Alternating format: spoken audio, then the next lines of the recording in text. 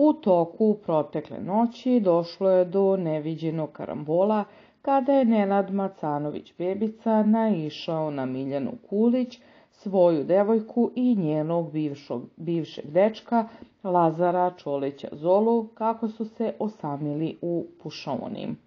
On je zbog tog prizora pobesnao pa se zaleteo i rukom udario u staklo, zbog čega se posekao.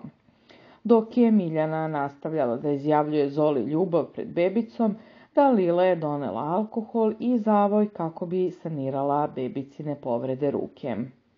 Na snimku se vidi kako mu prvo stavlja alkohol na pasekotine, a potom i zavoj, dok Miljana sve vreme pokušava Zolu da uhvati za ruku, a samo ponekad nezainteresovano baca pogled u Nenadovu ruku.